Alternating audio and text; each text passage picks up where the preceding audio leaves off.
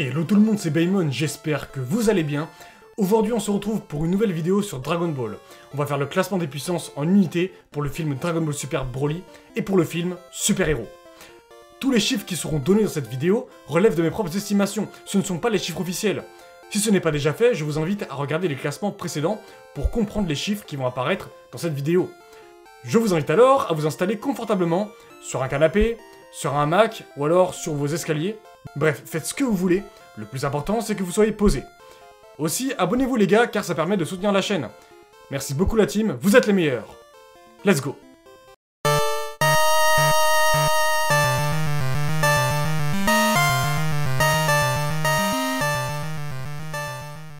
Les événements du film de Broly se déroulent quelque temps après le tournoi du pouvoir. En étant qu'un bébé, Broly possède une puissance de 10 000 unités, ce qui est très puissant pour un nouveau-né. Le roi Vegeta, jaloux du fait que Broly ait un potentiel bien au-delà de celui de son fils, l'exila sur la planète Vampa, où il est rejoint par son père Paragus, accompagné de Bitsu. Il vécut des décennies sur cette planète hostile, aux côtés de son père, qui le força à se battre et à s'entraîner jusqu'au jour où il pourrait se venger du roi Vegeta. Voyant que Broly ne pouvait contrôler son pouvoir, Paragus mit en place un système de contrôle autour de son cou afin de lui envoyer des décharges électriques suffisamment puissantes pour le calmer. On a beaucoup de flashbacks dans ce film qui sont très importants pour le lore de Dragon Ball. Il y a un chiffre qui est important à remettre en place, c'est la puissance du roi Cold. En effet, de base, je pensais qu'il était plus fort que Freezer. Toutefois, d'après le Daizenshuu 7, le roi Cold serait moins fort que Freezer. Oui, dans l'anime, le roi Cold est censé être aussi fort, voire plus fort que son fils. Mais le guidebook nous indique qu'il est moins fort. Le mieux, c'est de le placer légèrement en dessous de Freezer à fond. Donc, on a le roi Cold, corrigé, égale 110 millions. Bardock égale 10 000. Le roi Vegeta égale 12 000. Paragus égale 4200. Broly enfant, calme, 920. Après le tournoi du pouvoir, deux soldats de l'armée de Freezer, Chilai et Lemo, retrouvent Broly et Paragus en captant un signal laissé par Paragus et les emmènent tous les deux auprès du tyran galactique, à la recherche d'alliés puissants. Espérant se venger de Son Goku et de Vegeta, Freezer les manipule pour qu'ils se battent à sa place pendant qu'il récupère les Dragon Balls de la Terre, volés auparavant par ses sbires. Pendant le voyage, Broly se lie d'amitié avec Chilai et Lemo, la jeune rebelle de l'armée de Freezer, ayant vu ce que le collier faisait subir à Broly, détruit la télécommande après l'avoir subtilisée à Paragus. Arrivé sur Terre, Paragus envoie Broly, qui se rue sur Vegeta en premier sans même faire attention à Son Goku, juste à côté. Devenant incontrôlable à cause de la supériorité du prince des Saiyans, Paragus voulut stopper son fils, mais se rendit compte trop tard qu'il n'avait plus la télécommande qui contrôlait son collier. Vegeta et Broly s'affrontent alors. En ce qui concerne les puissances de Goku et de Vegeta en forme de base, on peut se fier aux puissances qu'ils avaient en Super Saiyan au tournoi du pouvoir. Ils étaient estimés à 7500 milliards, soit 7,5 billions. Attention, billion en français est bien un grand chiffre à 10 puissance x 12, tandis qu'en anglais, billion signifie milliard, qui est un grand chiffre à 10 puissance x 9. Pour estimer leur forme de base, on fait donc 7500 divisé par 50 égale 150 milliards. Mais on sait qu'ils sont devenus plus forts, du coup on pourrait les mettre à 180 milliards en forme de base. Donc on a Goku et Vegeta forme de base DBS Broly, 180 milliards. Puisque la puissance de Broly en forme de base semble être de même niveau que celle de Vegeta, alors on a Broly forme de base égale 180 milliards. Mais là, les choses vont changer. Broly a une capacité d'adaptation impressionnante avec le combat qu'il mène. Broly va se mettre en forme Ikari, et d'après Paragus, ce serait la puissance de l'Otzaru qui serait contrôlée sans pour autant se transformer en Otzaru. Vegeta passera même en Super Saiyan car Broly devient plus fort. Vegeta se transformera même en Super Saiyan God, mais par la suite c'est au tour de Son Goku, et c'est le même résultat. En Super Saiyan God, Goku va se faire démonter. Mais en Super Saiyan Blue, Goku pourra lui être légèrement au-dessus. Donc on met Goku et Vegeta SSJ1 égale 9 billions, SSJ God égale 576 billions, SSJ Blue égale 2,88 milliards, Broly Ikari initial égale 2 milliards, Broly Ikari durant le combat égale 2,5 milliards. A noter que la puissance de Broly ne fait qu'augmenter. Les 2,5 milliards sont estimés au moment où il affronte Goku en Super Saiyan Blue. Par la suite, Broly se transforme en Super Saiyan et là, c'est un délire. Goku et Vegeta ensemble se font démonter. Son Goku attire alors l'attention de Broly sur Freezer qui est obligé de combattre à son tour, mais en vain. Ceci permet aux deux Saiyans de se téléporter vers Piccolo pour repenser leur stratégie. Freezer se fera littéralement démonter par l'écart de puissance, malgré sa forme Golden Freezer. Ensuite, Whis occupera le Saiyan colérique en attendant le retour de Son Goku et de Vegeta. Alors Freezer a environ le même niveau que dans l'arc du tournoi du pouvoir, donc on le met à 2,4 milliards. Pour Broly, c'est simple. On fait Broly Super Saiyan égale 2,5 x 50 égale 125 milliards. Goku et Vegeta vont alors fusionner avec la fusion Métamol, afin de devenir Gogeta. Ils apparaissent directement sur le lieu. En forme de base, Broly arrive à suivre Gogeta de près. Gogeta se transforme en Super Saiyan et là il arrive à mieux gérer Broly.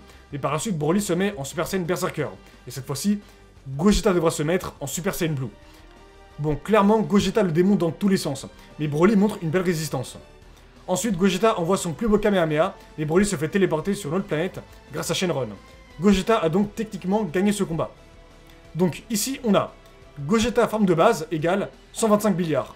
Car il a l'air d'être au même niveau que Broly en Super Saiyan. C'est juste que Broly s'adapte à sa puissance. Gogeta Super Saiyan égale 6,25 trillions. Broly Super Saiyan Berserker égale 12 trillions.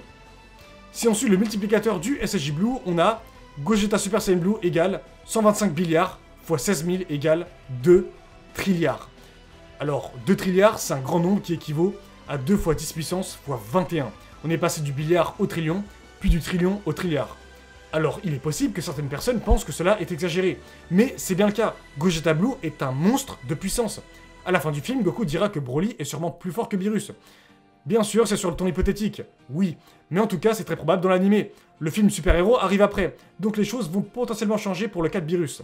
Dans le manga, il n'y a aucune chance. Beerus est bien trop fort pour Broly. En fait, le manga suit une histoire différente de l'animé. Quoi qu'il en soit, dans l'animé, oui. Broly est bien plus fort que Beerus à ce stade de l'histoire.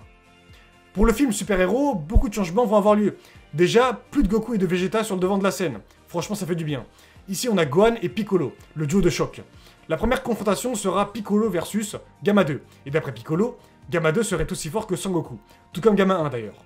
Mais quelle forme de Goku? Le Super Saiyan Blue ou alors l'Ultra Instinct? On sait que Gohan Ultime avait le niveau d'un SSJ Blue dans l'arc du tournoi du pouvoir. Et on voit que Gamma 1 et lui ont fait un combat plutôt équilibré. Donc on pourrait les mettre environ de même force. Parce que si Gamma 1 et 2 ont le niveau de l'Ultra Instinct, ce serait juste déconnant. Aussi, Piccolo va obtenir son potentiel éveillé et sera aussi de même force que les nouveaux cyborgs. Piccolo possédait 60 milliards dans l'arc du tournoi du pouvoir, alors on pourrait le mettre à 80 milliards. Piccolo égale 80 milliards. L'unité de puissance d'un SSJ Blue est estimée à 2,4 milliards au tournoi du pouvoir, alors aussi faux que cela puisse paraître, Piccolo avec son potentiel éveillé possède les mêmes unités de puissance. Donc Piccolo potentiel éveillé égale 2,4 milliards. Gohan Ultime c'est pareil, et Gamma 1 et Gamma 2 c'est aussi pareil. En fait, les 4 personnages ont les mêmes unités de puissance à ce moment-là. Piccolo se transforme en Orange Piccolo, et là, Gamma 2 se fait démonter. Alors, on pourrait faire un x10 pour rester cohérent. Piccolo Orange égale 24 milliards. Par la suite, le terrible cyborg Cellmax va sortir du cocon. Il a une puissance gigantesque à tel point que toute la nouvelle Dream Team ne parvient même pas à lui faire un dégât significatif. Enfin, si, Gotenks en forme ratée va réussir à faire mal au crâne au cyborg. Puis, Gamma 2 va faire une attaque surpuissante mais pas assez suffisante. Piccolo Orange va réussir à toutefois rivaliser avec le nouveau cyborg, mais avec une belle résistance. Il se verra être dépassé par celui-ci. Gohan, dans un élan de rage, se transforme dans une nouvelle forme, Gohan Beast. Les coups de Cellmax ne lui font aucun dégât. Puis après quelques coups, le cyborg se voit être surpassé à son tour. Grâce à Piccolo qui tenait le cyborg, Gohan parvient à envoyer un macaco sapo des familles et à éliminer le monstre à tout jamais. Bon alors ce sera plutôt simple pour obtenir la puissance de Cellmax et de Gohan Beast. En effet, on voit que Cellmax ne doit pas être si loin de Piccolo Orange, et il est dépassé par Gohan Beast. Ensuite, une interview de Toriyama nous dit que si Cellmax avait été parfait, il aurait été encore plus fort que Broly. Cela signifie qu'il doit avoir un niveau inférieur à Broly en Super Saiyan légendaire, ou Super Saiyan Berserker, bref. Clairement, Cellmax n'a pas 125 trillions, car Piccolo Orange possède 24 milliards. Il y a genre des milliards d'unités qui séparent ces nombres. Grâce au chapitre 103, on a une confrontation entre Goku Ultra Instinct et Gohan Beast, et ils semblaient être le même niveau. C'est un élément du manga que j'ajoute ici parce que j'estime qu'il est légitime. Donc pour Cellmax, on pourrait mettre 40 milliards.